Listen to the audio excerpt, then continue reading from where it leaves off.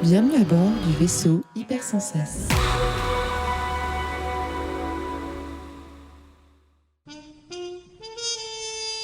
Le ciel est lourd sur la capitale ce matin. La nuit a été aussi blanche que mon café est noir. Sous mes fenêtres, la Seine charrie les péchés de l'humanité, prêts à être lavés peut-être par l'orage imminent. Je m'assieds à mon bureau, repousse les factures impayées. La fin du mois va être compliquée, surtout qu'on est seulement le 8. Ah, peut-être enfin la femme fatale qui va faire basculer mon destin. Non, alors que c'est juste tout, quoi. Bonjour. Bonjour. Vous êtes l'avocat? Non, je suis le détective Voca. Comme un avocat, mais sans le A. C'est une petite astuce mémotechnique. Ça tombe bien parce que j'ai besoin d'un détective. Très bien. J'ai perdu un chroniqueur. Il s'appelle Mataperdumatic.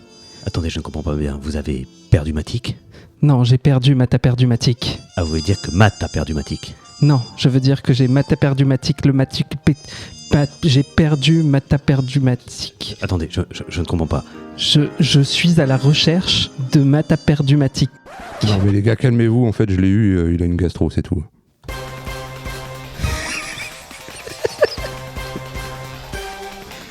Bouya ! Bonjour, bonsoir et bienvenue dans Comics Outcast, votre podcast favori sur les comics et leurs univers. Je suis donc Jean Voca, comme un avocat sans le A, et je suis très heureux de vous accueillir ce soir, chez moi en l'occurrence.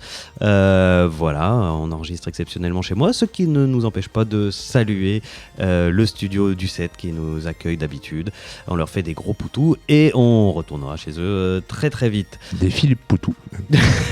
Voilà. Ce soir, une émission qu'on a décidé de placer sous le signe du freestyle. Voilà, c'est un peu la fin de l'année, on a tous été un petit peu débordés. On a perdu un chroniqueur en route, on en profite pour faire un gros poutou encore à Mataperdumatic qui devait être avec nous ce soir et qui malheureusement ne peut pas. Les rats quittent le navire. Voilà, il sera content d'entendre ça. Mais les deux chroniqueurs qu'il me reste ce soir vont relever le flambeau. Ils ont repris sa chronique d'ailleurs et je m'en vais vous les présenter tout de suite. À ma gauche, qui assure aussi la réalisation de l'émission, c'est Mathieu. Salut Mathieu. Et salut Toutou, salut Jean. Ça va ? Ça va bien, ouais. Content d'être avec vous et content dans l'ensemble, quoi. Content. Ouais, content. Voilà, ce sera une émission sous le signe du content. Ouais, content. Freestyle et du content. Détendu et musclé. Détendu, musclé, c'est très très bien. Et donc, à part pousser de la fonte, tu lis un peu des trucs en ce moment ? Oui, j'ai commencé Hélène de Windorm. C'est incroyablement bien. Et sinon pour l'émission, mais sinon non, ouais, j'ai pas eu le temps. J'ai fait plein de trucs dans ma vie. J'ai fait du bricolage. D'accord. Mais j'ai pas eu le temps de lire. Voilà. Un tuto bricolage peut-être rapidement pour nos éditeurs avides de construction manuelle. Alors, ça va spoiler, mais j'ai fabriqué une penderie. Waouh! Eh bien, vous pourrez retrouver un lien vers le tuto de Mathieu sur la penderie. Ce sera dans la description, bien sûr. Est-ce que tu peux nous teaser ce dont tu vas nous parler ce soir ? Oui, je vais vous parler du premier film de Gilles Lelouch en tant que réalisateur. J'ai pas la ref. Eh bah, tant pis pour toi. Moi, je crois que je l'ai. Très bien. À ma droite, Toutou, ça va ? Salut. Ça va bien ? Ça va bien et toi ? Sous le signe du freestyle et du content. Je suis libre et style. Ok, c'est parfait. Tu lis des choses en ce moment ? Je lis des mangas en ce moment. Je suis toujours sur One Piece. Sans déconner. Ouais. J'ai atteint le time skip sur l'île des hommes poissons. C'est le freestyle. Là. C'est le loup dans la bergerie. Hein. Le mec a mis un pied dans la porte. Il veut plus nous lâcher avec ses mangas. Là. Ah là là, il est relou lui avec ses mangas. D'accord. Mais pour aujourd'hui, rassure-nous, t'as lu des comics quand même ? Que tu vas nous teaser ? Bah non, du coup. Et non, parce que je vais vous parler d'un manga, plus ou moins. D'accord, bon, bah on se réserve. Encore une fois. On se réserve ça pour. Tu vas parler de deux trucs en plus. Et je vais parler de deux trucs parce que j'ai repris la le chronique. Deuxième truc, c'est quoi du coup Ah oui, c'est vrai. Bah oui, j'ai repris la chronique de Mataperdumatic. Et du coup, je vais vous parler de télé-réalité. Très bien. Programme très intriguant. Voilà, ce sera donc ce dont vous allez nous parler. Ce sera donc dans la première partie de l'émission, les reviews. C'est quelle émission ? C'est quel numéro là ? Attends. Ah oui, non, c'est pas tout de suite que tu le dis, pardon. Excuse-moi. Commence pas à l'embrouiller là. On est en freestyle. Pour une fois, j'avais bon.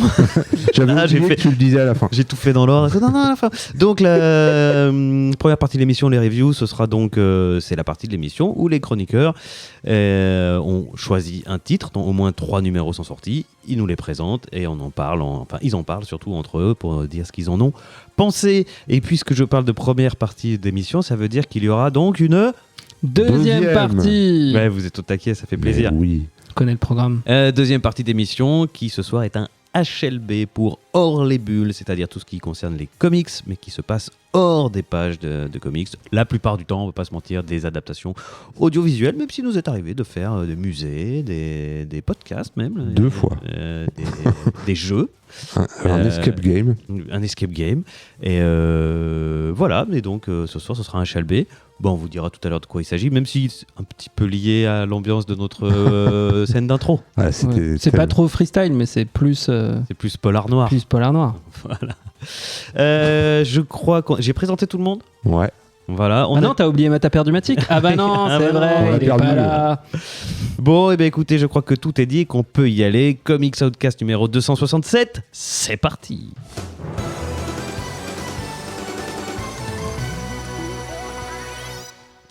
Alors, puisque Toutou, tu vas faire 2 chroniques, on va commencer par toi, comme ça on va pouvoir alterner. Mais par contre, j'aimerais savoir, est-ce que je m'adresse à Toutou ou est-ce que je m'adresse à Mata Perdumatique là ? Non, tu t'adresses à Toutou. Très bien. La personne aux 2 personnes. Tu t'adresses à Ktou, après tu t'adresseras à Ktou. Je vais vous parler, pas vraiment d'un manga, je vais vous parler d'un comics. Je vais vous parler de Psy Dimensional Rivals. Qui, alors pour une fois, je ne vous fais pas de mini-focus sur... c'est dommage parce qu'on a le temps, vu qu'il y a quelqu'un en moins. Ouais, mais j'avais pas le time, moi, de vous préparer quoi que ce soit. J'aurais pu vous faire un mini-focus sur le Momokoverse, appelé à partir de Pitch Momoko. On l'a fait dans la dernière émission de la saison dernière, je crois. On a fait un focus sur Demon Days et Demon Wars. Ouais, que j'ai lu d'ailleurs pour l'occasion. Bah ouais. Et c'est vraiment chouette. Hyper bien. Et pour rappel, c'est cet univers alternatif créé par Pitch Momoko qui propose une version japonisante de l'univers Marvel qui se passe un peu dans une sorte de Japon féodal et onirique avec des Oni, et avec des réinterprétations des personnages. J'aurais pu aussi... Pardon. Oui. J'ai pas compris, avec des Oni, des démons japonais. Ah ok, merci. O-N-I. Ok, merci. C'est pas comme un onigiri, c'est juste un Oni.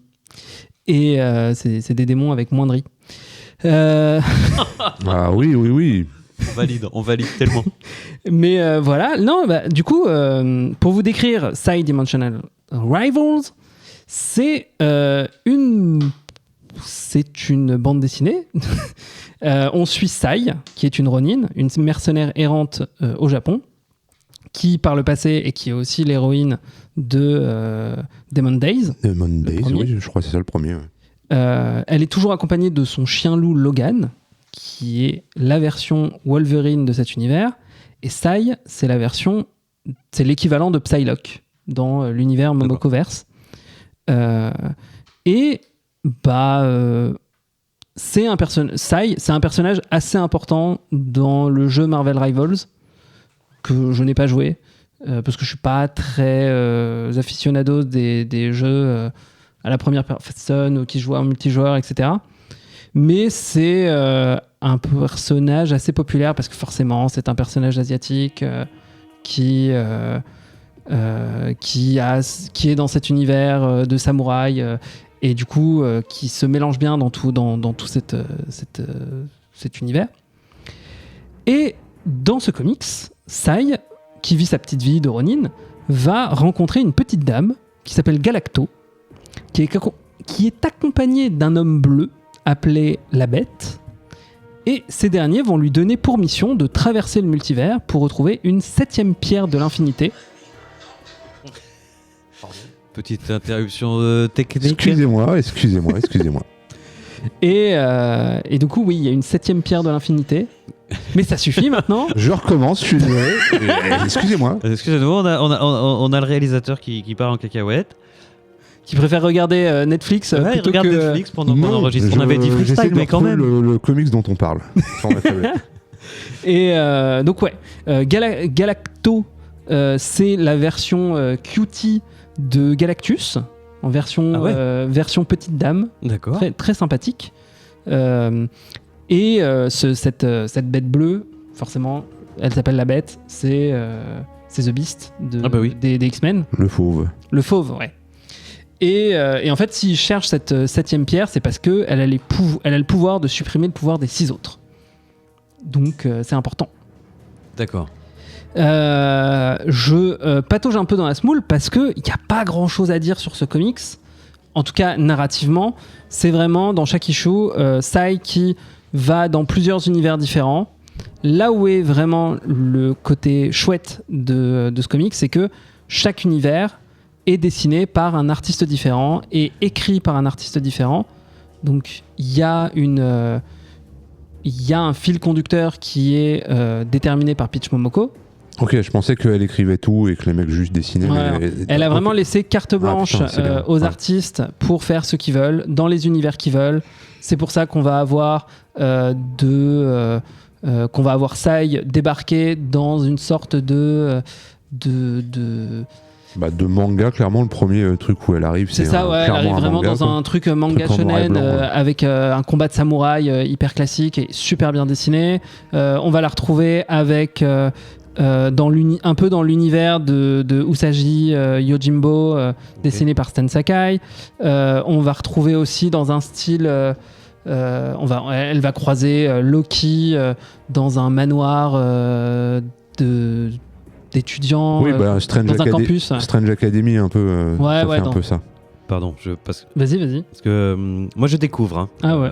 Comme la plupart des fois, j'ai rien lu, rien vu, donc là Mathieu me fait voir les planches. C'est un manga, tu nous as C'est juste encore, quelques planches. tu nous as- Quelques planches sont vraiment des mangas. Hein, tu nous as entourloupé encore une fois. Mais oui, il le fait à chaque émission.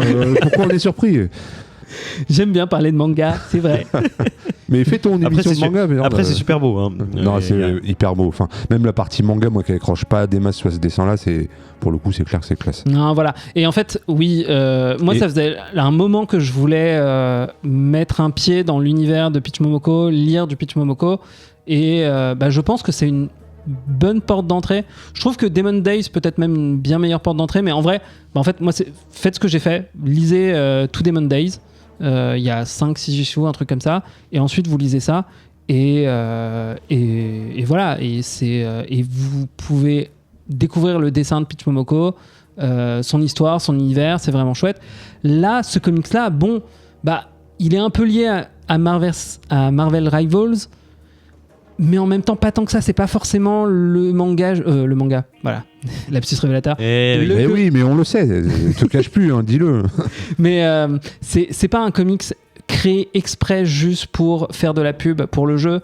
Il y a une... Enfin, on n'est même pas obligé de connaître le jeu pour... Moi, je connais pas le jeu, je moi savais non même plus. pas que c'était sur un jeu, en fait, le truc. Donc, Voilà, c'est pour ça. C'est un prétexte pour des auteurs et des dessinateurs de s'amuser avec les personnages de Marvel. Et comme ils ont vraiment carte blanche et qu'ils se font plaisir, ça se voit dans les dessins, c'est super beau.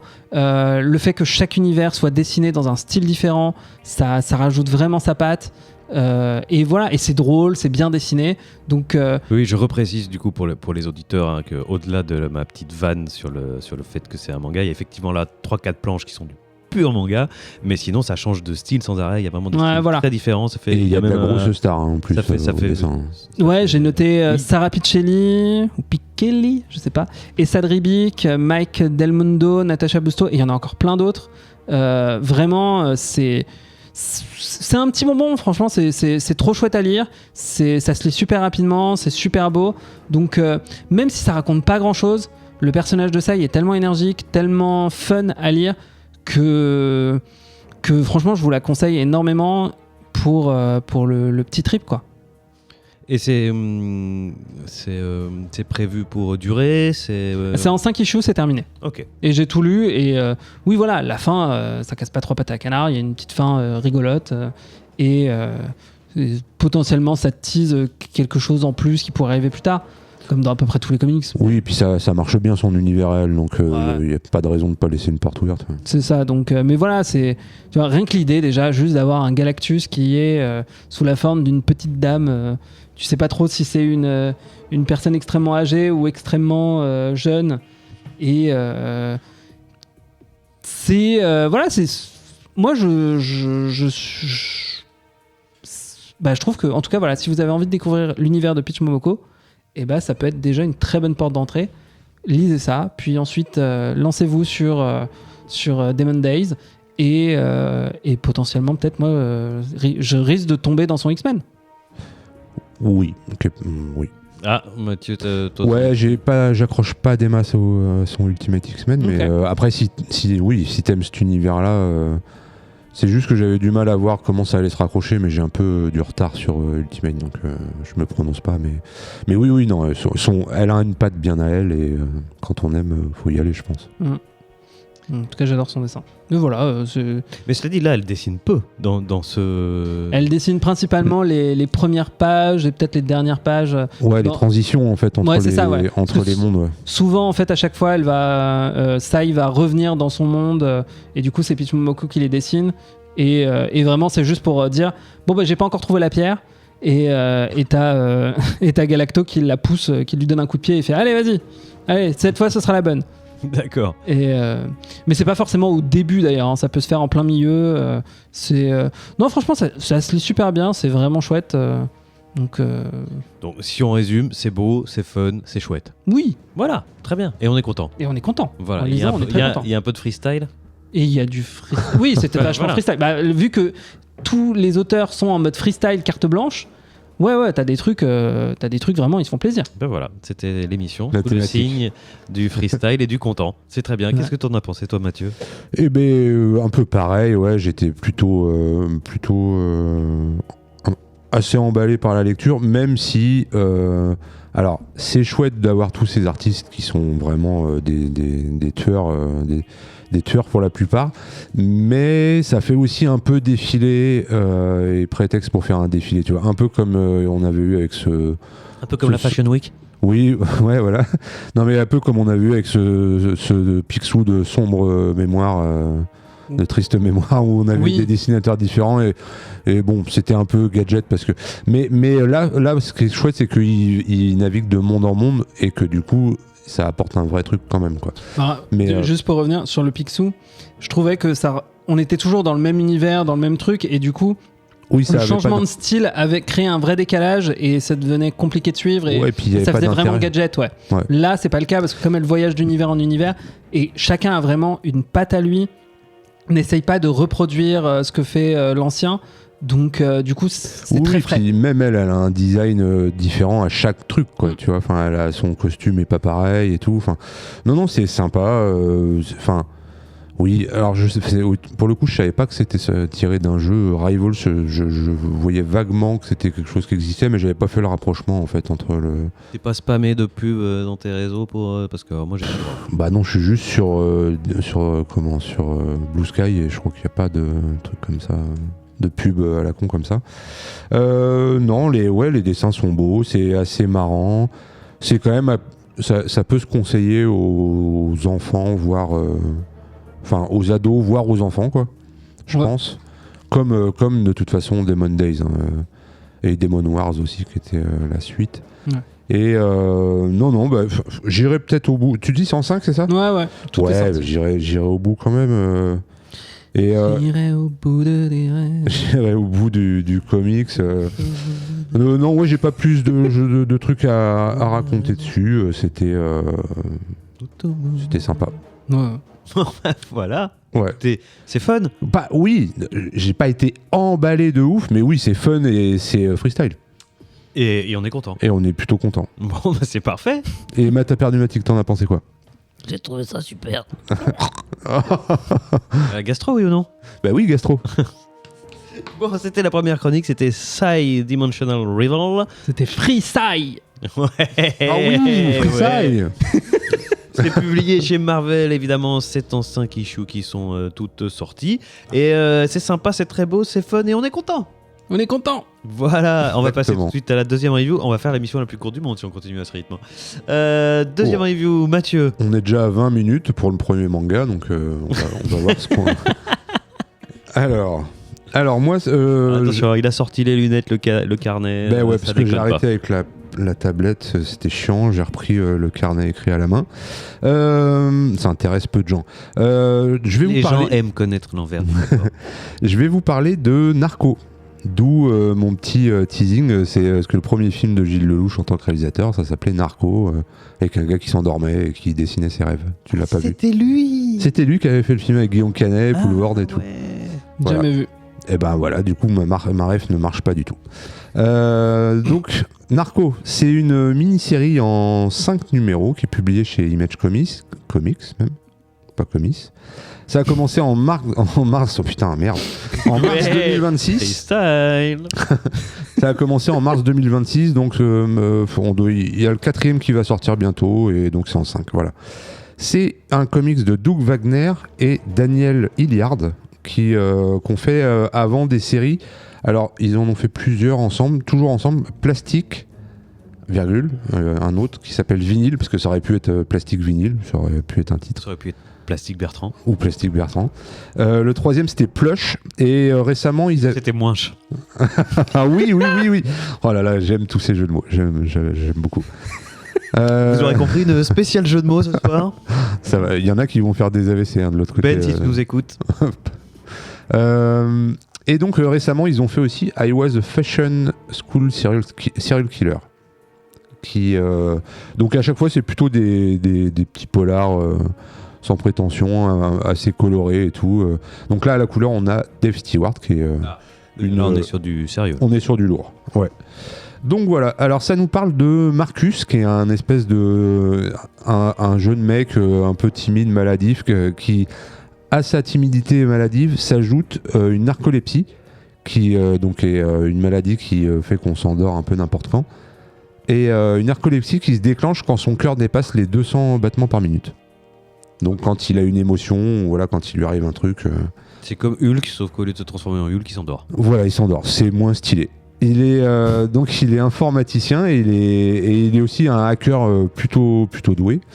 Et alors, entre parenthèses, dire qu'il est un stalker, il n'y a qu'un pas, que je franchirai peut-être. Marcus, il a une bande de potes qui passent leur temps dans un diner où travaille Jess, qui est une jolie jeune fille dont Marcus est follement amoureux.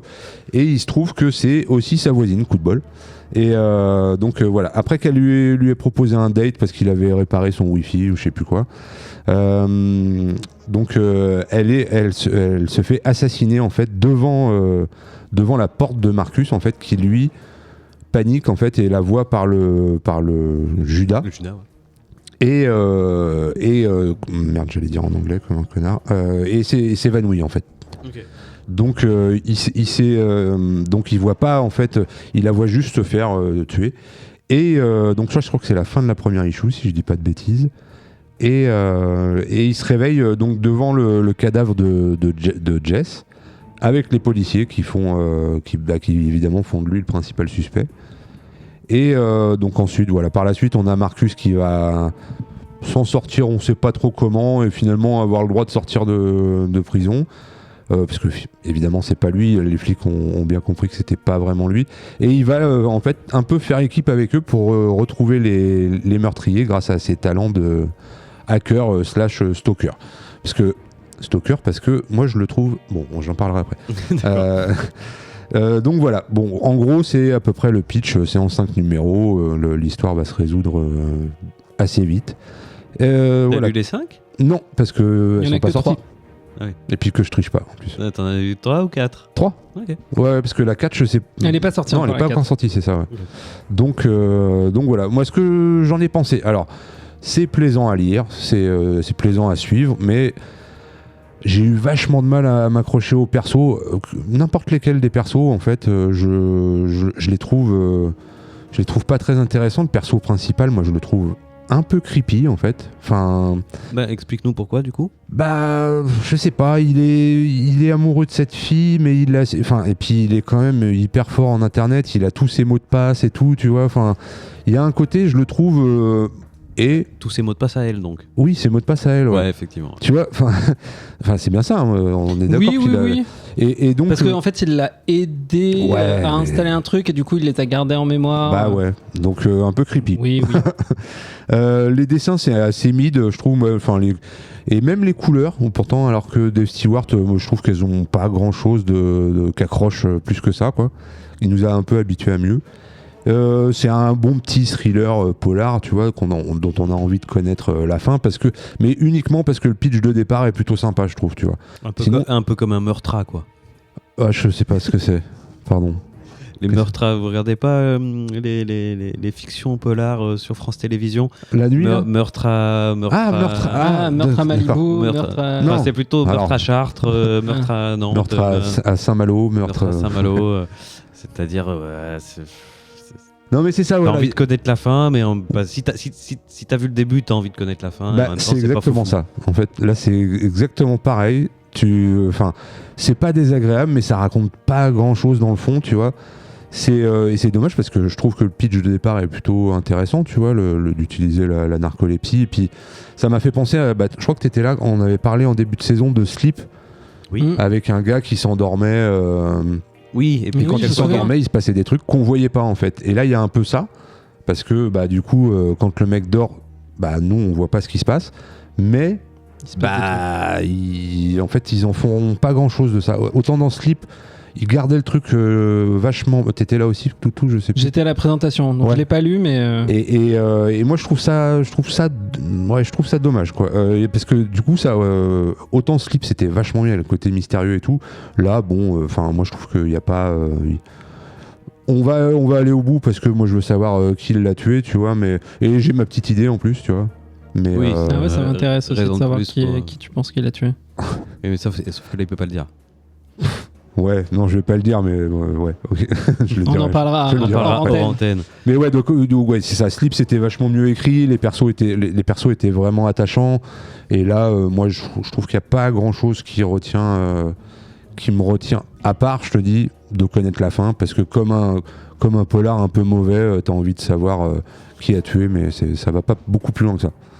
Pour moi, en tout cas. Comme un polar un peu mauvais. Si c'est pas une façon de flinguer un titre, ça. Ouais, c'est vrai que mais alors, j'ai une question.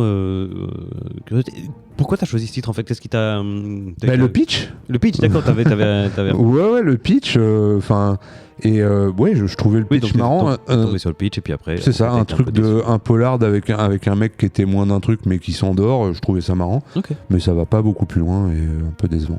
Et j'avais failli prendre I Was a Fashion School Serial Killer à l'époque, mais les dessins m'avaient pas accroché. Et là, je trouve que c'est pareil, les dessins, je les trouve pas fous, quoi. Enfin, c'est vraiment basique, quoi, tu vois. Il y a pas grand chose de particulier. Ouais, mais c'est pas non plus moche. Non, c'est pas moche, mais c'est mid, moi je trouve, tu vois. C'est vraiment pas nul, pas bon non plus, quoi.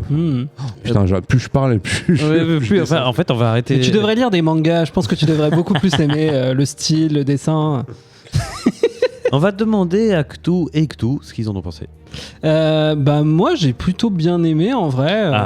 Alors, je suis d'accord avec toi, Mathieu. Le côté narcoleptique, il est assez accessoire. Il sert pas à grand chose. Peut-être dans les 2 issues finaux, mais. Ouais, peut-être. Mais c'est vrai que c'est quand même le pitch de départ et ça sert à rien au final. Ouais.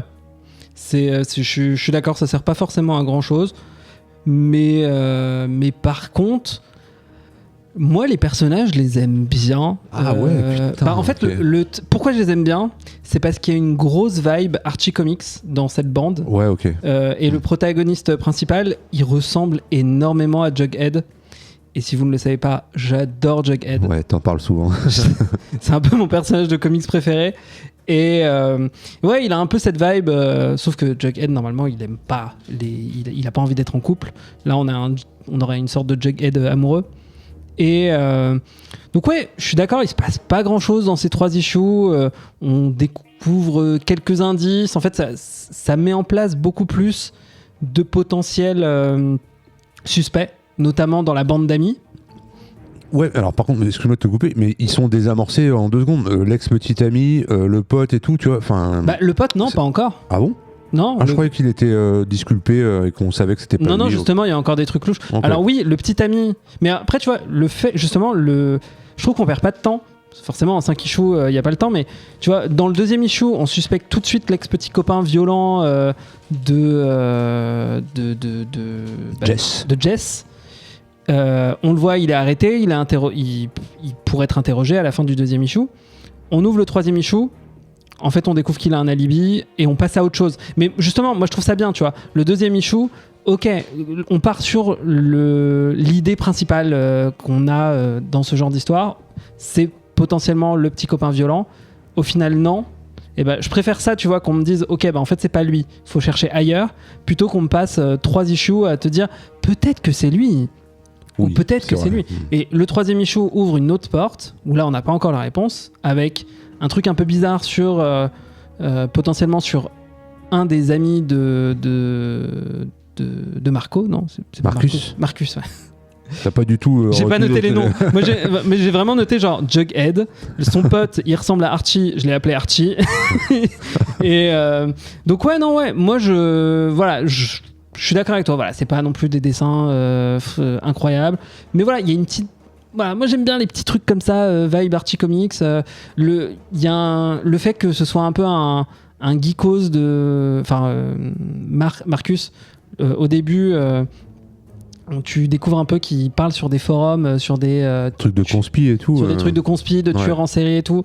Ça m'intrigue, tu vois. J'ai envie de savoir si ça va aller dans cette voie-là sur les 2 issues suivants. Putain, mais je trouve que ça rajoute au côté creepy du mec, quoi, parce que tu vois, il dit ouais, c'est des blagues et tout, mais ouais, mais gars, c'est nul. Ah non, mais clairement, il est creepy. Hein. On est d'accord, t'es d'accord avec moi sur le côté creepy du mec. Bien sûr. Ouais. Et tu sais quoi, si c'était un Jughead, ce serait plus le Jughead de Riverdale, la série. J'ai pas vu, mais ok, c'est pas grave, t'as vraiment loupé une énorme balle. Mais ouais, il y a vraiment ce côté un peu creepy, un peu. En plus, voilà, il est un peu hacker. Et il enquête par rapport à cette fille qui l'aimait beaucoup et qui, apparemment, elle aussi l'aimait beaucoup. Mais tu sais pas trop ce qui se passe. Et du coup, moi, je suis un peu investi dans cette petite enquête. J'ai envie d'en savoir plus. Ça va vite. Mais au contraire, tu vois, voilà, ça pose ses pions petit à petit. Peut-être que la fin sera décevante. Il y a des chances. C'est pas impossible, ouais. Mais en tout cas, moi, ce qui est sûr, c'est que je vais continuer. Justement pour cette ambiance un peu Archie Comics. Moi, j'ai juste oublié de dire un truc. J'ai mon petit côté d'homme sensible à vibrer, en fait, quand vraiment sa meuf dont il est fou amoureux se fait tuer devant lui. C'est horrible, en vrai, tu vois. Ah non, mais c'est triste. Mais je trouve que c'est un peu évacué assez vite aussi, ça, tu vois, parce que le truc est dramatique, quoi, tu vois, et finalement, je trouve que il a pas l'air si effondré que ça. Si, je trouve. Le fait qu'il soit quand même toujours investi pour essayer de comprendre ce qui s'est passé, moi, je trouve que ça joue. Hein. Mais bon, ça m'a un peu touché, ouais, le truc est horrible ce qui lui arrive, quoi. Ouais, vraiment. Non, mais après, voilà, même sur le concept, ça reste une femme dans le frigo, c'est pas non plus un truc hyper innovant et forcément génial, mais bon. C'est un polar. C'est un polar. C'est un polar. Voilà. Bien, écoutez, chers auditeurs et auditrices, il faudra vous faire votre propre avis, puisqu'ici c'est partagé. D'un côté, on a Mathieu qui, plus il en parle, pire c'est. Voilà, on a commencé par c'est sympa, j'ai envie de connaître la fin, les dessins sont mid, puis c'est bon, c'est comme un mauvais polar. J'ai remarqué souvent que mon avis il évolue au fur et à mesure de la chronique, en fait, où je suis content et finalement je trouve ça pas, ou inversement des fois. Et donc en face, on a Toutou qui a été plus sensible, plus accroché, sans crier au chef-d'œuvre, mais un bon polar, t'as envie de connaître la fin. Et il semblerait que si on aime Archie Comics, il y a une vibe un peu du même ordre qui en tout cas a très bien fonctionné sur Toutou. Merci pour cette deuxième chronique. On va passer tout de suite à la dernière chronique de cette partie de l'émission. On va s'adresser à Matt Perdumatique. Bonjour. J'ai presque fait la même voix, non Alors, de quoi tu veux nous parler, Toutou Akia Mata Perdumatique. Je vais vous parler de Lobo de 2026, scénarisé par Scotty Young et dessiné par George Corona. Ok. Donc ça devait être Coronavirus. Ouais. Oui. Ça devait être la chronique de Matt. Il est profondément désolé de vous avoir fait faux bon et de nous avoir fait faux bon. Il était très excité de nous parler de ce comics au point qu'il a même écrit un texte à la plume qu'il m'a envoyé par la poste. J'ai bien cru que je ne le recevrai jamais d'ailleurs. Et il m'a demandé expressément de vous lire ce texte sans en changer une seule virgule. Donc je m'exécute. Lobo 2026 est écrit par Scotty Young et dessiné par George Corona. Un duo qu'on connaît bien puisqu'ils ont déjà travaillé ensemble sur Ain't No Grave et Middle West, qu'on a déjà chroniqué en Focus cette année par ailleurs. Ils sont de retour pour nous raconter les mésaventures du chasseur de primes le plus rock'n'roll du cosmos d'ici. Lobo, terreur nocturne de Superman, ennemi éponyme de Brainiac et futur antagoniste de Supergirl dans son film bientôt dans toutes les salles de cinéma.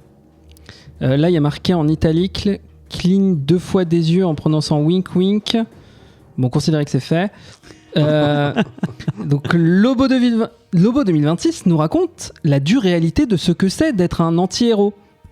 À force de tuer tout ce qui ose nous bousculer dans une station spatio-essence ou de génocider sa propre planète dans sa tendre jeunesse, on peut finir par se sentir seul et délaissé.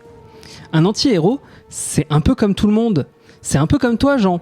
On rêve de gloire, de paillettes, de passer dans la dernière Skibidi Tanta émission de télé-réalité sur TF1. Bien sûr. C'est Matt qui a écrit ça, hein. Moi je suis pas responsable.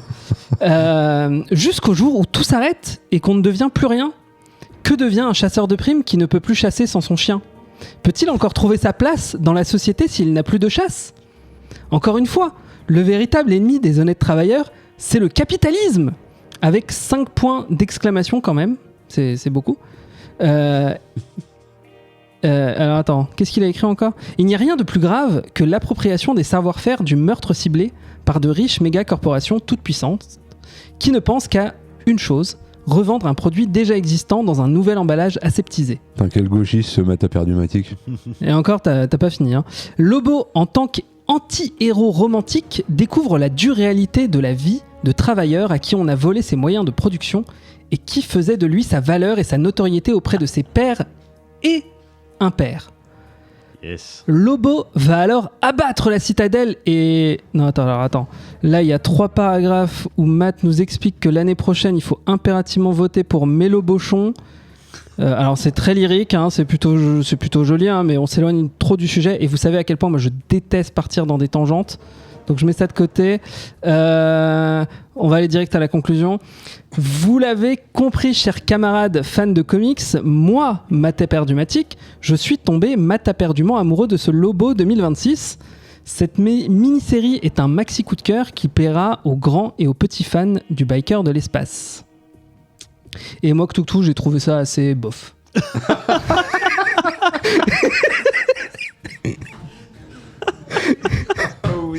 Oh yes, bah écoute, développe. Oui, non, juste ça c'est parfait.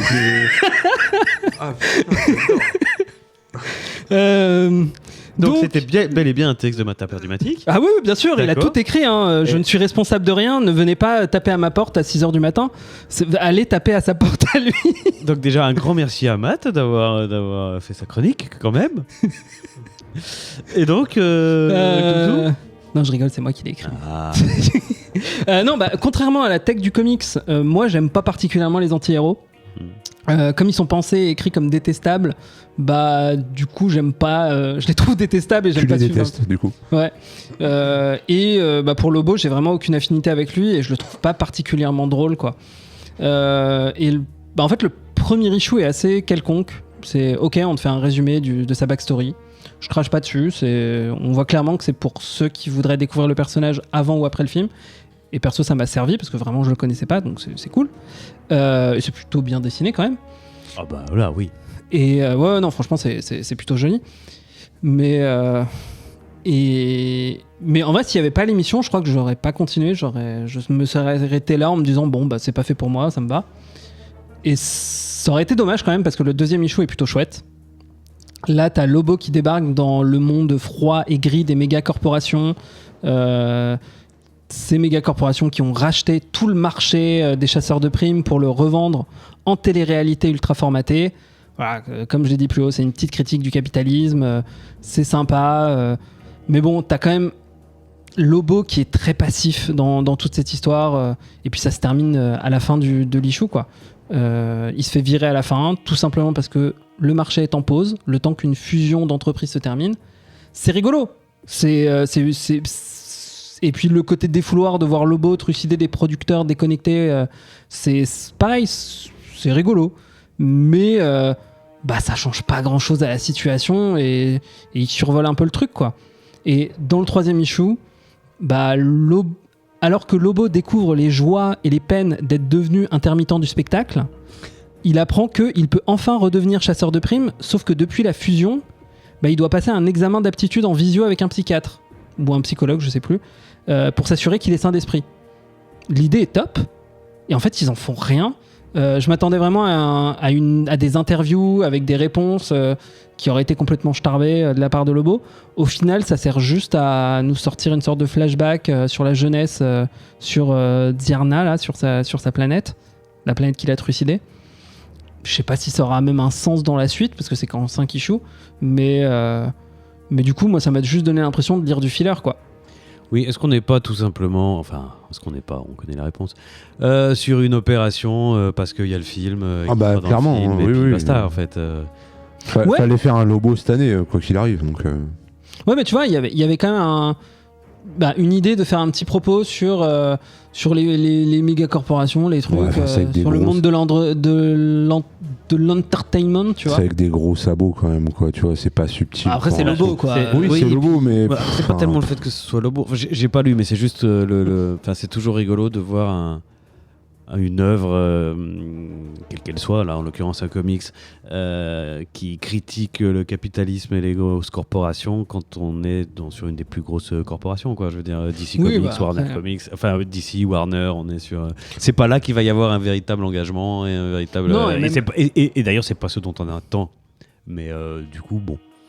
Non, mais tu vois, ce qui aurait été peut-être plus intéressant, c'est vraiment qu'ils détruisent la méga corporation de l'intérieur et là, il va tuer un mec. Mais en vrai, c'est un pion parmi les autres, quoi, donc on s'en fout. Et c'est ça, en fait, moi, qui me saoule un peu, c'est que ce Lobo, il est juste là. Il fait rien de particulièrement disruptif à part être cet anti-héros qui tue tout ce qui bouge. Puis dire des gros mots et tout. C'est ouais. Alors, je le prends dans l'autre sens. Est-ce qu'il faut pas justement prendre juste ça ? Est-ce que c'est pas juste pour se marrer, mais c'est pas assez drôle du coup? C'est ça, c'est pas marrant. C'est drôle. Oui, bon, d'accord. J'essaye.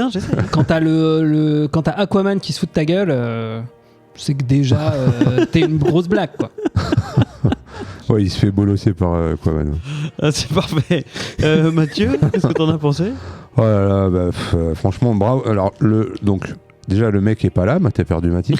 Et il nous laisse avec cette bouse là. Franchement, j'ai trouvé ça vraiment nul. Je trouve ça pas marrant. C'est pas. Effectivement, ça pourrait être une critique un peu de trucs critiquables, tu vois. Mais c'est mal écrit, quoi. Les trucs sont expédiés. Je sais pas. Je trouve. Il n'y a pas de. Moi, il n'y a rien qui m'attire dans le. Même le dessin, je trouve pas. Si, Corona, il a son style et tout, on aime bien, mais je trouve pas que ce soit son meilleur boulot. Je trouve ça assez sale comme truc. Alors, effectivement, ça colle avec le personnage, on est d'accord. Que je connaissais pas trop, d'ailleurs, moi, pour le coup. Mais ça sent vraiment l'espèce de comics de commande, quoi, c'est tout. Et puis. Je sais pas, moi, Scotty Young. Ouais.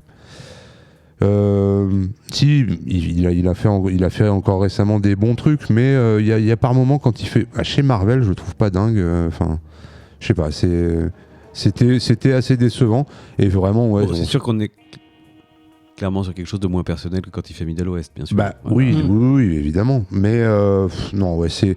Et puis tu vois, tu dis c'est rigolo, mais ça aurait été rigolo sur un one shot de 30 pages, quoi, tu vois.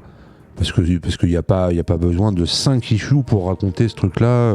Là, il en reste 2, je sais pas ce qu'il va raconter. Quoi. Et puis tu vois, il se fait balader d'endroit en endroit en fait.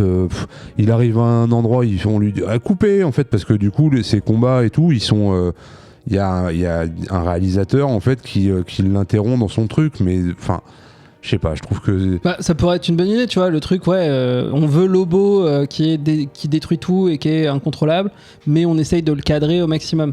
Sauf qu'en fait, pareil, c'est juste qu'il respecte exactement ce que le réalisateur fait ou qu'il le fasse pas, ça change rien. Non, ça change rien. Et puis, le flashback quand il est bébé et tout, c'est chiant, moi aussi, j'ai trouvé, C'était rarement entendu comme ça, Mathieu. Ouais, putain, non, je suis vraiment assez déçu parce que de Scotty Young. De Scotty Young, je sais pas, mais qui se lance dans des projets comme ça, parce que il y a une ironie, je sais pas si elle est voulue, pas voulue, mais ou si c'est du pur cynisme, mais la fin de l'issue 1, il y a le titre, et le titre c'est, avec un accent anglais tout pourri, mais One Cash Grab After Another.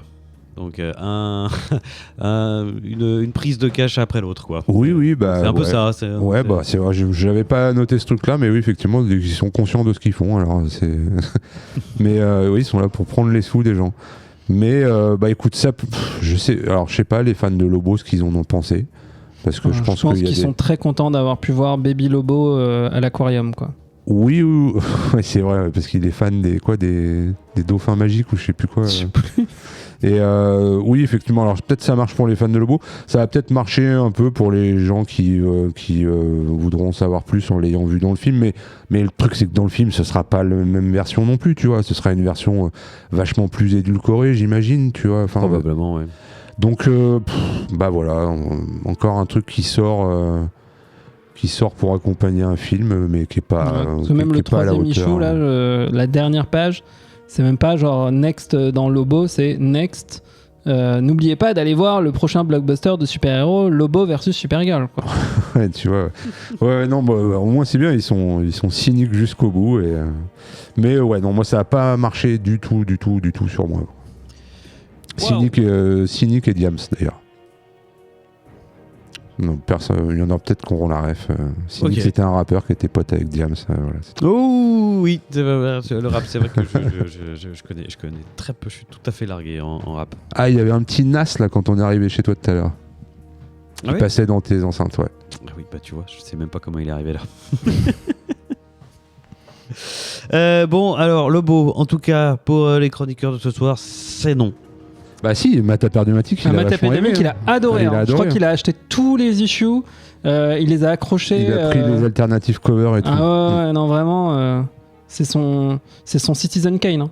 Sa lecture de l'année, il l'a dit. Enfin, je sais plus si je dois vous croire ou pas maintenant. Parce que moi j'ai marché dans j'ai cru qu'il avait envoyé sa chronique. J'ai plongé, j'ai mis mes petites lunettes, mon petit bonnet et hop, j'ai plongé. C'était magnifique cette chronique, franchement. Et puis la fin était parfaite. Ça, j'ai écrit ça ce midi. Pendant ma pause déj. C'était vraiment excellent. Donc bon, en tout cas, les deux qui sont autour de cette table n'ont pas aimé du tout. Ça sent effectivement le cash grab cynique en vue de la sortie du film. Après, c'est le duo de Middle West. Peut-être pour des fans de Lobo, peut-être l'issue 1 pour découvrir le personnage. Non, en vrai, même juste l'issue 2 plutôt même. Ah bon, oui, voilà. C'est là où il y a le flashback. Ah bon, l'issue 2 alors. Alors voilà, sinon lisez les anciens titres Lobo qui étaient très bien. Hein. Oui, et comme on était chez Panini il y a longtemps, chez Urban. Depuis... T'en as lu toi des anciens trucs de Lobo ou pas? Parce que moi du coup j'en ai pas lu et je crois que c'est quand même un personnage qui a eu des passages assez chouettes et tout, mais oui, moi je dois avoir dans ma bibliothèque là justement un des albums Urban qui reprend les premiers, le dernier des Tsarniens, c'est justement sa première histoire. Okay. Et il y a des histoires pour le coup. Ça fait longtemps, donc je sais pas en les relisant aujourd'hui, mais qui était très drôle quand il y a un épisode où il se bat contre le Père Noël, il lapin de Pâques, il y avait un crossover complètement débile avec The Mask, où ils s'entretuent, parce qu'il faut savoir que The Mask en comics, c'est ultra gore en fait, c'est ultra violent quoi. Et donc il y avait un crossover The Mask Lobo qui était un pur délire gore. Enfin, moi j'ai des bons souvenirs des Lobos de l'époque. Alors, Bah, lis pas celui-là, du coup. Garde tes souvenirs. Garde tes souvenirs. Bon ben voilà, ce sera le mot de la fin pour les reviews d'aujourd'hui. Garde tes souvenirs. Lobo 2026, c'est non. Side Dimensional Rival, c'est plutôt oui. Hein. C'était sympa, très beau, fun, chouette, content, freestyle. Et Freestyle. Et Narco, c'était mauvais comme un bon polar. C'est bien résumé. C'est bien ça. Allez, on va passer à la suite de l'émission.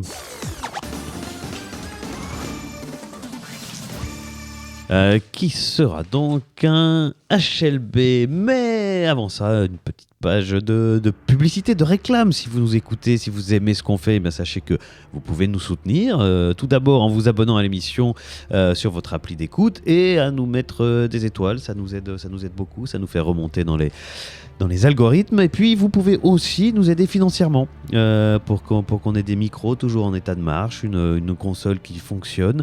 Et pour ça, vous pouvez vous rendre sur la plateforme de microdon patreon.com /vaisseau hypersensas et ainsi vous deviendrez des patronautes qui soutiennent donc non seulement Comics Outcast mais toutes les émissions du susnommé Vaisseau Hypersensas, à savoir Comics Outcast, donc le Défaussé sur les jeux de société, Drôle de jeu sur le jeu de rôle Grandeur Nature, le podcast de fiction La Cartographie des Chimères et aussi bien sûr bientôt le retour du Contrecast.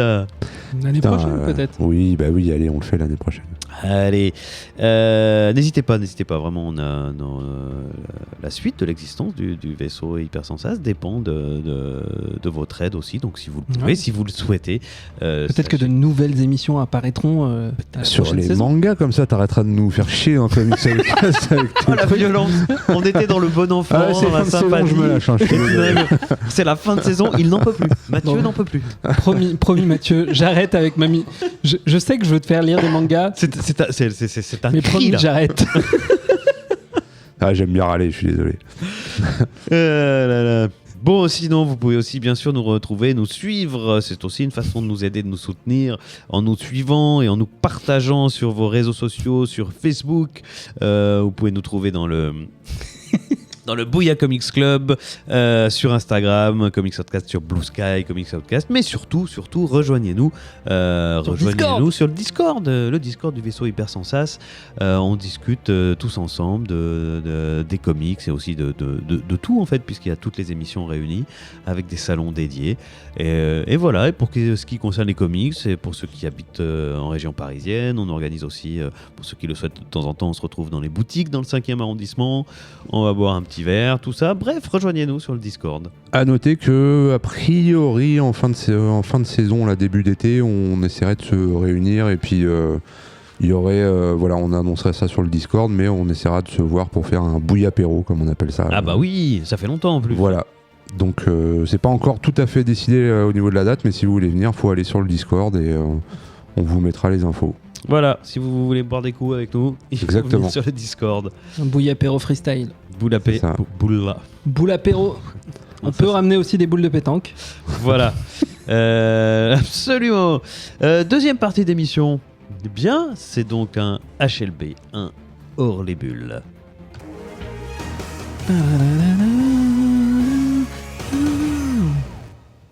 C'est ça qu'il fallait que je fasse, hein. Ouais. Le ciel est noir et lourd sur la ville. Et le tapis de son est un peu fort. Voilà. La ville qui est en noir et blanc, parfois en couleur, peut-être. Puisqu'on est sur Amazon Prime avec Spider Noir, la nouvelle série Amazon Prime avec Nicolas Cage dans le rôle de Ben Reilly, aka le Spider Noir. Que j'ai pas vu, enfin si, j'ai regardé le premier épisode et j'avoue que je suis resté bloqué là parce que la série démarre sur le postulat du héros qui a raccroché le masque suite à un événement traumatique. Ça m'a un petit peu fatigué parce que j'ai l'impression d'avoir vu ça 100 000 fois. Et bon, mais mes petits camarades, eux, ils ont regardé plus loin et je vais voir s'ils vont me convaincre de continuer. À vous, qui veut présenter ? Eh ben, c'est Wam. Ah ben, je t'écoute. Alors, je continue ou je continue pas ? Alors moi, je te conseillerais de continuer, ouais. Ok. T'as regardé en couleur ou en noir et blanc ? de jeu. J'ai regardé. Alors, je vais vous en parler. Ah bah vas-y, je te laisse. Vas-y. Alors, j'ai pas tout terminé parce que voilà. Ça prend du temps. J'étais sur le 7e épisode dans le métro en venant et donc je suis presque à la fin. Il y a 8 épisodes. C'est une série en 8 épisodes donc qui est disponible sur Amazon Prime. Ouais, ça s'appelle comme ça, Amazon C'est Prime. Amazon Prime. C'est Non, c'est Prime Video. Prime Video. Rien à voir. Mais il faut avoir Amazon Prime pour Ouais, l'avoir. c'est ça, exactement. J'ai pas bugué, j'ai dit Disney en début de présentation. Non, je crois pas. Ah non, ça m'aurait pas étonné, c'est le genre de la maison. Donc Prime Video. Prime Video, c'est disponible depuis fin mai, je crois, un truc comme ça. C'est disponible sur Netflix, Vidéo, Plus, je crois. Donc on l'a voilà, avec Canal ou pas? Sur le bouquet, je crois, sur le bouquet TPS, il me semble. On se croirait dans les vraies émissions télé où tu sais, quand tu cites une marque, t'es obligé d'en citer 3. Alors que nous, on peut faire ce qu'on veut. On fait ce qu'on veut. Donc voilà, alors on parle donc de Spider Noir. Spider Noir, c'est un personnage. Si j'avais préparé quelque chose, j'aurais pu vous dire qui a créé ce personnage. Dans Je les peux te le comics. dire, moi. Ah bah voilà, Toutou, il a bossé plus que moi. Alors C'est David Hein. C'est ça, je l'ai lu ce matin en plus. Hein. Mais David Hein et un gars, un français, je crois. Sapolsky, Voilà. Gian Domenico Ouais. et les autres. Et Sapolsky, il me semble que c'est un français, si je dis pas de conneries. Peut-être que je dis une connerie aussi. Et Enfin, donc Je voilà. vais fact-checker. Donc Spider Noir, c'était un personnage, c'était un Spider-Man like, quoi. Enfin, non, c'était même clairement une autre version de Spider-Man qui prenait place dans un monde de polar des années 60, quoi. Voilà. C'est 30, non? Années 30. Alors, ça commence en 1929 quand Peter Parker est jeune et ado. Et puis ça avance petit à petit jusqu'à les années 40. Bah, parce que... Attends, le comics. Ah, tu parles du comics, ouais. Ouais, Non, le je te comics. parle de la série, là. Non, la C'est série, années ça se 60. passe. Ah non, pas du tout. Ah non, pas du tout. La série, C'est après la guerre. c'est après la Première Guerre. Après la première. On est en 29 là. C'est la première guerre. Ouais. Putain, je trouvais ça pas très moderne pour. Ouais, ok. Je crois qu'il faudrait peut-être que tu la revoies. Ben ouais. Non, c'était pas la deuxième avec les nazis et tout, quoi. C'était Non, parce pas que- ma guerre. non, mais non, ouais, mais ça- c'était mais- pas celle-là. Parce que c'est typiquement les Américains, dès qu'ils présentent la Première Guerre mondiale, il faut que les Japonais, les Allemands soient présentés de la même manière que pendant la Deuxième Guerre Ouais, mondiale. d'accord. Ok, bah Mais non, c'est pour c'était ça. la alors. première. Parce que oui, ok, ça faisait quand même très nazi. En même temps, on voit des nazis partout en ce moment, mais Mais pas dans cette série. pas dans cette série. Du coup, bah ça fout en l'air Contrairement toute aux ma comics. chronique. Je crois que si on pouvait faire une pause, je vais la réécrire. Non, donc du coup, putain, on va commencer à un moment donné. Donc c'est C'est vraiment l'émission freestyle. On a prévenu en même temps, on est dans le thème. T'es Je sais pas content? si les gens vont aimer. Hein. Est-ce que t'es content? Ouais, moi je suis content, Ah bah hein, mais voilà. je sais pas si les gens vont aimer. T'es quand content, t'es freestyle, on est dans le thème. même. Donc, c'est. Je me suis trompé de guerre, elle est quand même très très bonne. Ah oui, je me suis gouré, ça fout en l'air tout mon raisonnement. Donc, pas du tout. C'est tiré donc d'un comics, voilà, créé chez Marvel, voilà, et qui a été popularisé dans le film je sais pas comment il s'appelle, Spider-Verse. Spider-Verse Chronicles, le retour de l'enfant prodige. Putain, ouais, c'est ça. Donc voilà. C'est Spider-Man Into the Spider-Verse. Into the Spider-Verse, c'est ça. Et Chef-d'œuvre, Oscar. Oui, gros film. Et donc dedans, on découvrait donc ce personnage de Spider-Man des années 30. Avec son chapeau, et qui était en noir et blanc en fait dans le film en fait. Il était dessiné en noir et blanc. Et il était doublé par Nicolas Cage en VO. Et Amazon a décidé de développer une série. Enfin, c'est peut-être pas Amazon au C'est départ. Sony. C'est Sony, voilà. Mais ça s'est été diffusé sur Amazon Prime, donc ils sont Ouais, c'est ça. trucs. Ils sont partenaires et tout. Et donc, du coup, ils ont décidé de développer une série live action avec Nicolas Cage dans le rôle titre. Et L'idée est super. Oui, l'idée est excellente. Dans le rôle titre, le titre qui est Spider Noir, hein, et pas Spider-Man Noir. Parce qu'ils n'ont pas les droits. Parce qu'ils n'ont pas les droits. Et c'est pour ça qu'il s'appelle Ben Reilly et pas Voilà. Peter Parker. Exactement. Ah, tu viens de niquer une de mes blagues juste après, c'est pas grave. Merde. C'est pas grave, elle était pas drôle. Non. Donc, du Non, mais coup, sur une échelle de Lobo 2026, elle était pas drôle comment? elle était à peu près du niveau de Lobo 2026. Donc du coup voilà, on suit l'histoire de Ben Reilly, donc effectivement comme l'a dit Jean tout à l'heure, qui a raccroché le costume parce que son amoureuse s'est fait buter parce qu'il était Spider-Man, et gros classique classique parmi les classiques dans le truc du super-héros. Et effectivement, c'est pas très original sur le départ. Mais voilà. Il est opposé à Silvermane, Silvermane, qui est une espèce de parrain de la mafia qui est excellemment joué par Brendan Gleeson, je crois, c'est ça, qui est le meilleur acteur irlandais de l'histoire du monde. Enfin, il est génial. Et là-dedans, même si il n'est pas aussi incroyable qu'on a pu le voir, genre dans Banshee of Inisherin, faut que vous ayez voir ça. Ouais, j'ai toujours pas vu. Purée, il est pas un truc avec un âne. Je sais plus s'il y a un âne, mais c'est avec lui et Colin Farrell et c'est fou.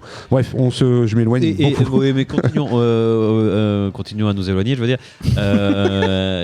ils étaient aussi tous les deux, et je crois que c'est le même réal dans Bon Baiser de Bruges. C'est le même réal. Même réal et même duo. Regardez tous les films de ce réalisateur, c'est que des bangers. Voilà. Revenons à Spider-Man Noir. Donc il est opposé, et puis il est opposé à ce mec Silvermane là, et il y a l'apparition de super vilains un peu. Un gars, le premier c'est l'homme sable, qui est une espèce de garde du corps qui s'occupe de Cat Hardy, donc qui est plus ou moins Black Cat, mais là elle l'est pas en fait, elle est juste une espèce de chanteuse de cabaret qui est un peu la femme fatale et qui est donc sous la coupe de Silvermane, mais qui est amoureuse de l'homme sable et qui après tombe amoureuse de Spider Noir un peu, enfin voilà, elle sait pas trop sur quel pied danser. Ce qui est embêtant pour une danseuse. Ouais, c'est con. Bah non, elle est chanteuse. Ouais, elle est chanteuse. Et donc voilà. Et on se rend compte qu'il y a d'autres gars en fait avec des super pouvoirs qui visiblement étaient tous prisonniers de guerre des Allemands, et sur lesquels les Allemands ont fait des tas d'expériences en essayant de leur injecter de l'ADN d'animaux. Je vois bien comment ta chronique a été. Comment ta chronique a été détruite quand tu pensais Deuxième Guerre mondiale par rapport aux Allemands, aux expériences. Les nazis, mais non, mais c'est vrai que c'est pas le genre de truc que les Allemands pendant la Première Guerre mondiale faisaient. Pour résumer, on n'a qu'à dire que c'est un truc que les Allemands ils aiment bien faire, mélanger des animaux avec des faire des humains. Expériences sur les humains. Ça. Ouais. Que ce soit première. Attention quand même. J'ai fait exprès. Et oui, on fait ce qu'on veut ou pas. L'Allemand aime la saucisse, bon, très bien. C'est ça. Et donc du coup voilà. Et il se trouve que je m'appelle pas Peter Parker parce qu'on n'a pas les droits. Riley se retrouve dans. C'était ça ma blague de tout à l'heure. C'est pas très marrant. Et aussi, il se trouve qu'il est aussi mêlé à cette histoire d'expérience. C'est un peu là qu'on l'apprendra plus tard, mais c'est un peu comme ça qu'il a attrapé ses pouvoirs. Enfin bref. Ouais, dans une scène horrifique, il se fait mordre par un homme. Un homme araignée. Un man spider plus qu'un Spider-Man, quoi. Tu vois, qu'on a vu d'ailleurs dans les comics. C'est un araignée-garou. Ouais, un peu. Enfin, vraiment qui est plus araignée que homme, quoi. D'accord. Donc voilà, en gros, je vous ai fait le pitch de départ un peu, et puis donc lui, il va mener une enquête tout en étant un peu impliqué via Cat Hardy, tout en étant un peu impliqué aussi via Silvermane qu'il rencontre de temps en temps. Voilà, il navigue un peu en eau trouble parce que vraiment ça craint un peu tout ce qui se passe dans cette ville. Le maire est corrompu. Enfin, c'est très noir. Moi, alors voilà, pour mon avis, j'ai trouvé que l'ambiance elle était hyper bien retranscrite. J'ai regardé en noir et blanc, voilà, je vais revenir au truc de la couleur. J'ai regardé en noir et blanc et à un moment j'ai dû regarder un épisode sur mon téléphone dans le métro. Sinon je regardais sur ma tablette. Et sur le téléphone ils m'ont pas proposé, et impossible de trouver comment regarder en noir et blanc, et ils te le mettent en couleur direct, quoi. Ouais. Et j'étais vénère parce qu'en couleur c'est vraiment, ça perd. Enfin moi je trouve que ça perd beaucoup de l'ambiance et tout, quoi. Enfin. Ouais, alors. C'est à débattre. Ok, on va en débattre. J'ai peut-être pas assez regardé en couleur, mais en tout cas, moi, ça m'a sorti un peu du truc. Et c'est con parce que c'était l'épisode justement dans le camp allemand et tout, quoi. Qui est quand même très chouette. Et donc, ce qui est vachement. Bon, il y a un côté très pulp et tout, tu vois, dans le traitement du truc. Et ce que j'aime bien, c'est que ça touche à plusieurs styles. Il y a un gros côté comédie, parce que Nicolas Cage, franchement, il est très marrant. très drôle. Il est vraiment très marrant. Ah ouais, d'accord. Alors, ça, pour le coup, c'est vraiment pas frappant dès le premier épisode. Ouais, non, on le voit pas trop au premier épisode, mais après, il cabotine à mort, hein, vraiment. Mais Il c'est en ça fait, qui est trop bien. il en fait des tonnes, mais il est super. Quand il a ces espèces de gestes d'araignée, où il convulse un peu et tout, ça colle super bien. Une idée, pardon, je te fais juste une petite Vas-y. aparté, mais une idée géniale, c'est que il est affecté par l'araignée, et du coup, en fait, il a des spasmes d'araignée. Ouais. Ok. Alors, quand la première fois qu'il se fait mordre, il a vraiment des vrais spasmes, donc il peut pas contrôler. Et en fait, t'apprends dans la série, à un moment, il explique que il a dû regarder énormément de films pour suivre des acteurs, pour réapprendre, en fait, en quelque sorte, à redevenir humain, à calmer ses spasmes.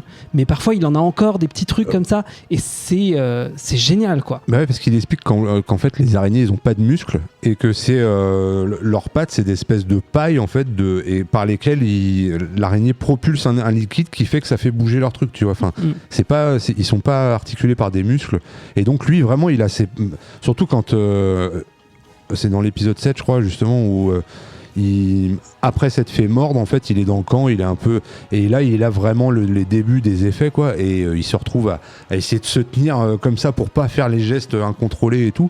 Et cette scène est géniale. Vraiment il y a que Nicolas Cage qui peut vraiment te le vendre parce que tu vois que chez n'importe qui ce serait ridicule et en vrai ça l'est, mais il le joue de façon tellement dramatique et tellement sérieuse à ce moment-là que ça marche. Ouais, ça fait pas bouffon quoi. Enfin vraiment il est parfait dans le rôle moi je trouve. Puis même les autres acteurs sont excellents. Alors Brendan Gleeson, voilà, super. La fille, alors j'ai pas retenu son nom, qui joue Kat Hardy, elle est vachement bien aussi. C'est Lee Jun-Lee.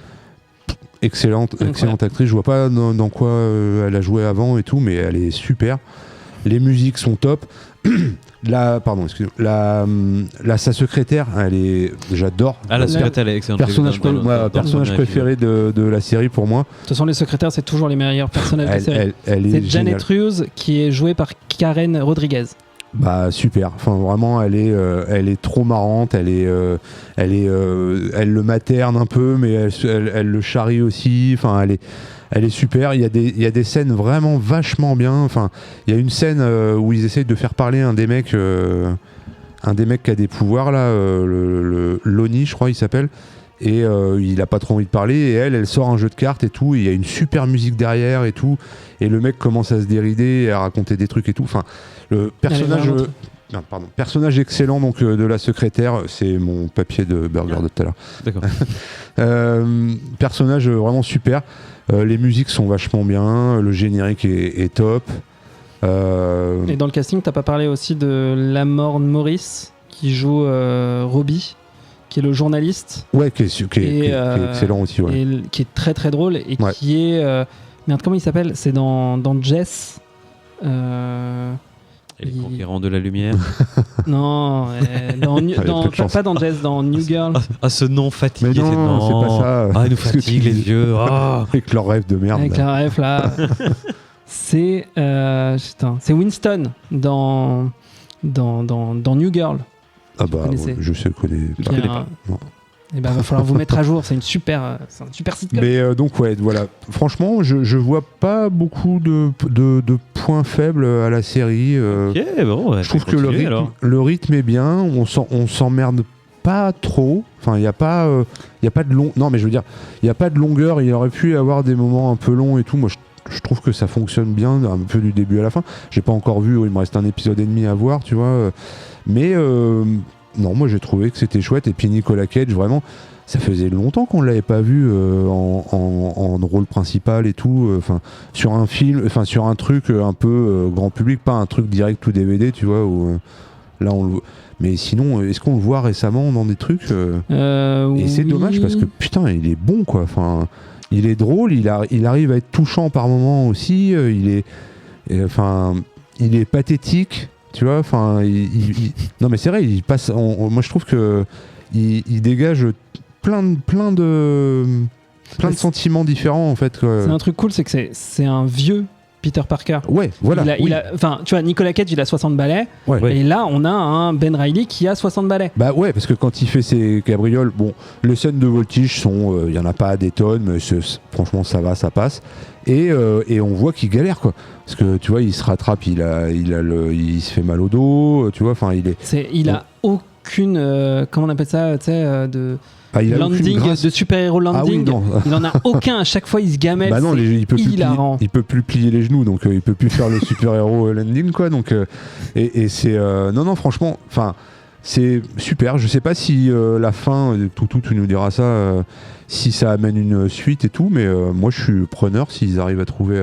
Alors, visiblement, parce que bon, j'ai pas préparé beaucoup, mais quand même j'ai lu 2-3 trucs, et le David Hein, donc je crois que c'est ça qui a créé le personnage, était alors il a beaucoup aimé la série, mais était un poil déçu par le fait que ça avait retiré le côté très politique qu'il y avait dans la BD du départ, en fait.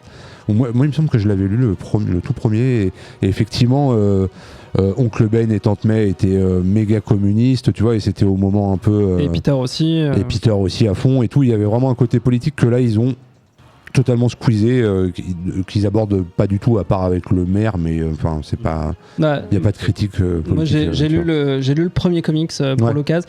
Je l'ai pas trouvé si fou que ça, je l'ai pas trouvé si intéressant que ça, mais c'est vrai que c'était surprenant de voir Tante May en syndicaliste hyper vénère, de voir Peter Parker jeune, vraiment gros communiste anarchiste, ça c'était plutôt chouette. Mais là, comme ils ont pas les aussi droits, c'était très, je trouve la principale différence qu'il y a entre le comics et la série, c'est que le comics c'est juste Peter Parker placé en 1929 et il combat, et il est très communiste et il combat des nazis, et là pour le coup je trouve que le truc que fait bien le comic, c'est qu'il montre la montée du nazisme aux États-Unis. Bah voilà, c'est ça la montée du nazisme. C'est ça qui est pas du tout montré dans la série pour le coup. Et la série par contre en parle pas du tout. Elle parle quasiment pas de politique, même il y a une blague dans le dernier épisode, parce que t'as le maire de New York qui veut se faire réélire, et vraiment à aucun moment tu sais s'il est démocrate, républicain ou quoi que ce soit, et t'as littéralement une blague de Ben Reilly qui fait au final je sais même pas s'il est démocrate ou républicain. Donc non, la série parle pas du tout de politique, et c'est vrai que c'est un défaut qu'on pourrait vraiment reprocher à la série. Mais je trouve que ça va, ça entache pas le côté vachement sympa. Mais tu vois, je trouve ça quand même intéressant que la série, elle, nous montre vraiment un vétéran de guerre de la première, du coup, et de nous montrer vraiment l'époque de 1929. Alors que dans le comics, on passe vite à autre chose, et on est plutôt sur 30, 40 avec le début de la guerre, etc. Et là, moi, c'est quelque chose qui m'a plu. Et puis surtout, je trouve que ça change vraiment d'avoir un Peter Parker, un Ben Reilly qui est vieux, alors oui, c'est vrai que c'est parfois un peu fatigant de voir toujours un héros qui raccroche et qui arrête. Mais je trouve que là, bon, il a des raisons, quoi. Il est vieux, il a plus envie. Oui, c'est ça aussi. Ouais. Ça lui fait mal de faire tout ce qu'il fait, quoi. C'est ça, ouais. La tagline de la série que j'avais pas compris au départ, c'est No Power, No Responsibility. J'avais pas compris non plus, il le dit à la fin. Il est censé avoir des pouvoirs, en fait. Ouais, c'est ça. Et en fait, à chaque fois, je disais, mais il a des pouvoirs, c'est bizarre. Et en fait, le truc, il faut le comprendre c'est son rêve, en fait. Ne plus avoir de pouvoir, ça veut dire n'avoir aucune responsabilité et donc avoir la paix. Et quand tu comprends ça, tu comprends un peu mieux sa psyché et pourquoi il en est là. Mais moi je trouve qu'il y a quelques longueurs. Je trouve qu'il y a des moments, mais je pense que c'est plus à côté du côté polar qui fait que c'est un peu tiré et il faut que ça soit un peu lent. Mais ça fonctionne bien. Je pense que c'est pas une série à binge-watcher. C'est une série à regarder, un épisode un peu tous les soirs. Un ou deux, ouais, max. Mais oui, c'est vrai que moi je l'ai un peu rushé là, sur les 3 derniers jours, et ouais. Au bout d'un moment, on se laisse un peu. Il y avait des moments où je m'arrêtais parce que bon, enfin, pas spécialement envie de s'en taper 3-4 non plus, mais ça reste. Franchement, tu t'en mets un par semaine et tout, c'est chouette, quoi. Bah, c'est comme ça qu'on a dû sortir la série. Ouais, je pense qu'ils auraient dû faire ça. Ouais. Mais ils n'ont pas fait ça. Ça nécessitait, autant des fois ils le font, ça nécessite pas spécialement, mais là ça aurait bien mérité. Ouais. Moi j'ai ma petite théorie sur pourquoi ils l'ont sorti tout d'un coup, mais ouais, juste avant de de rentrer sur un truc. Je voulais parler de Nicolas Cage. Oui. On en a parlé. Il est vraiment très drôle.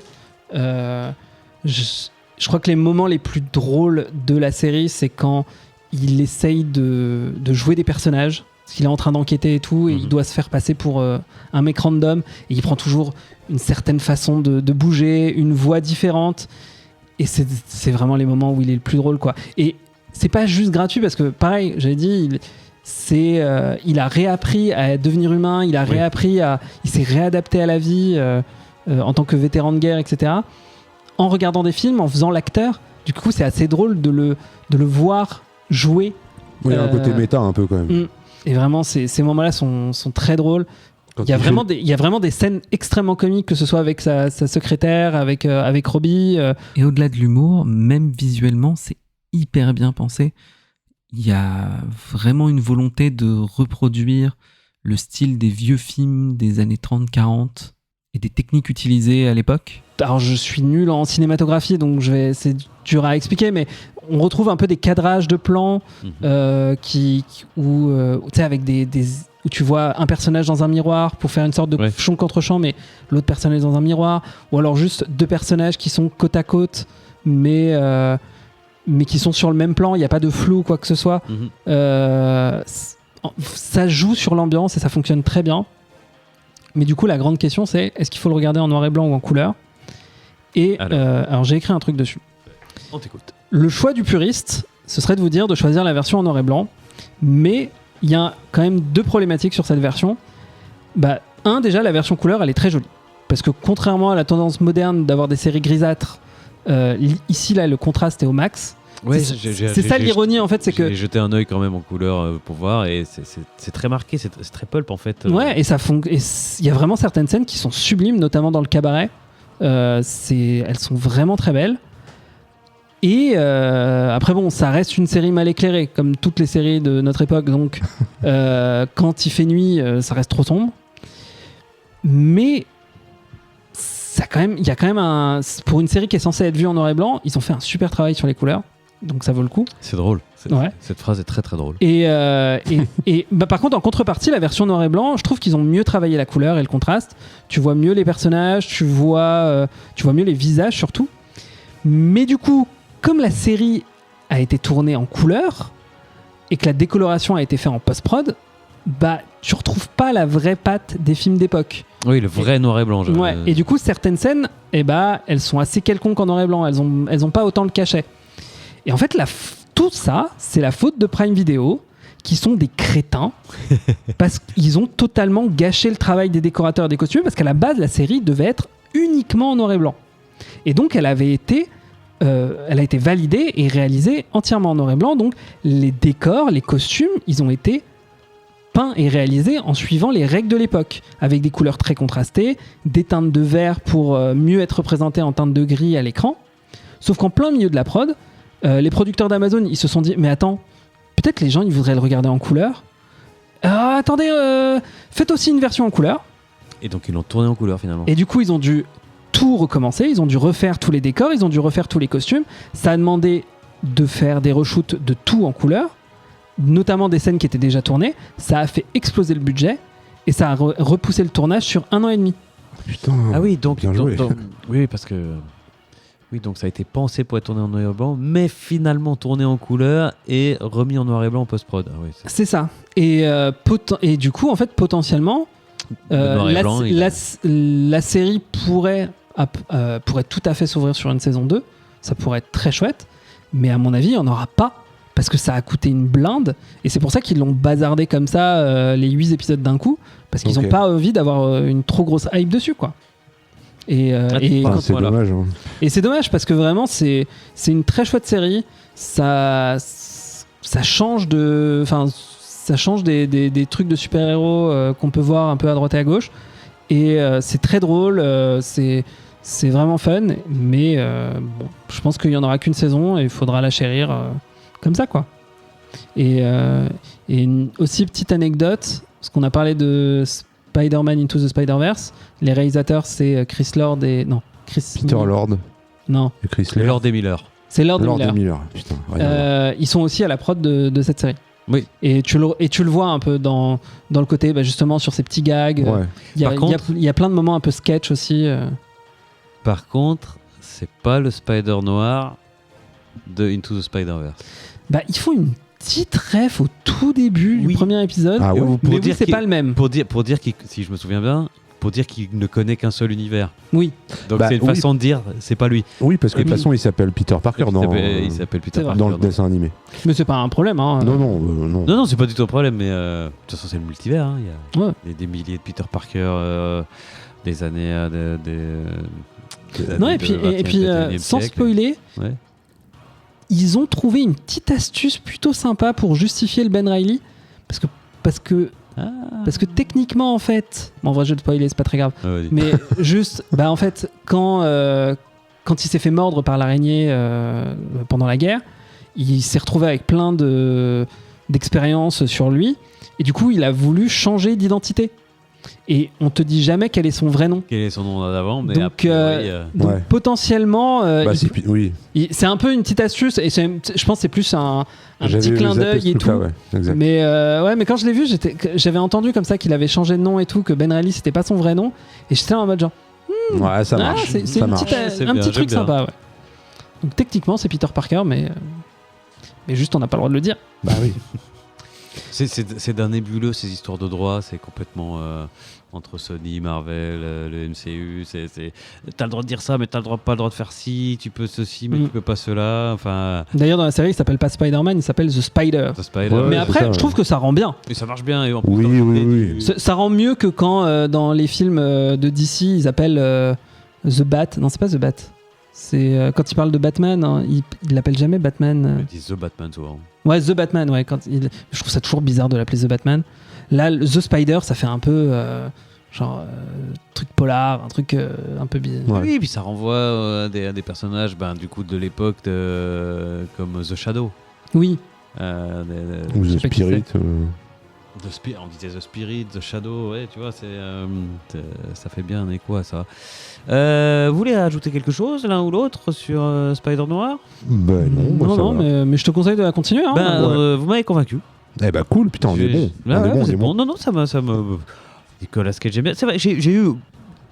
Ouais, alors après, c'est peut-être des fois, hein, c'est les hasards, les pas de chance. Mais en fait, je viens de terminer, que j'ai adoré, la première saison de Daredevil Born Again, Ok.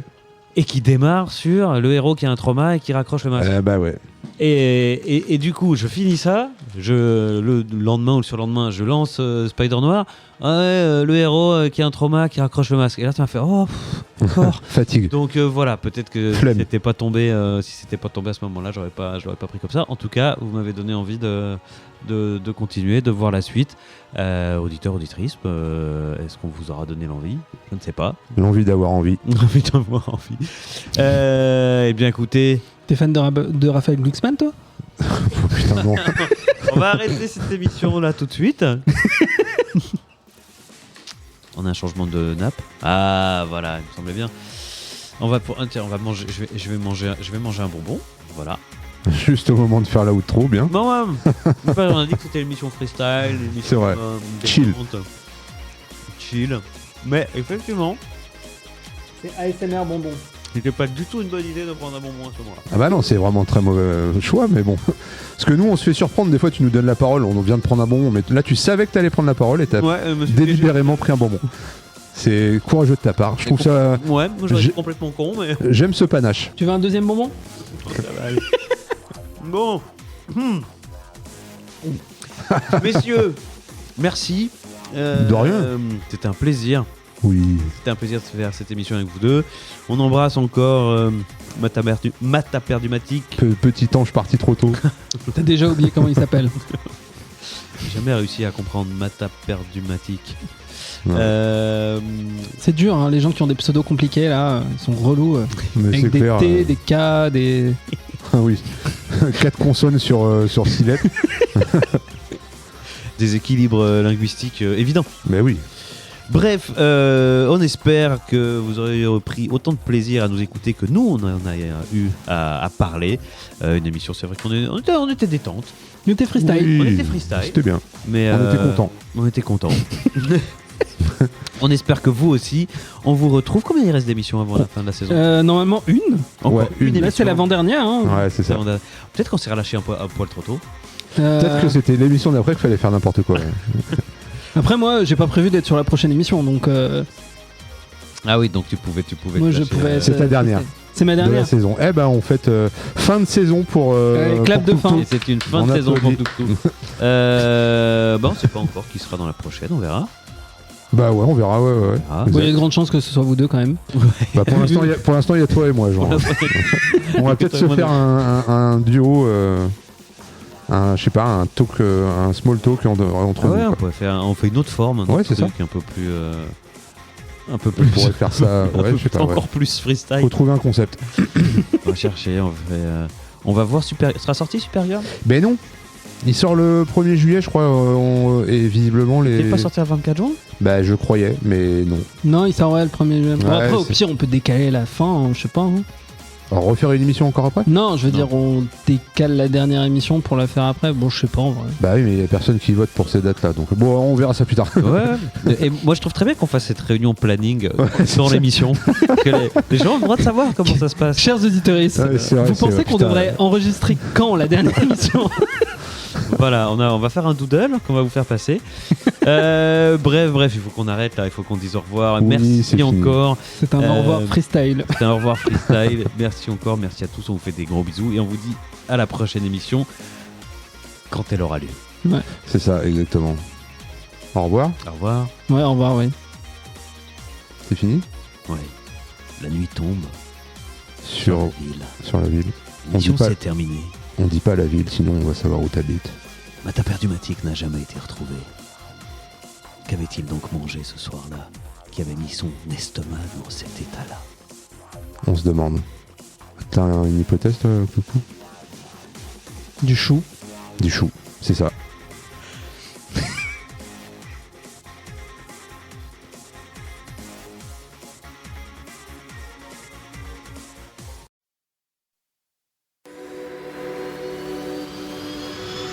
Fin de transmission.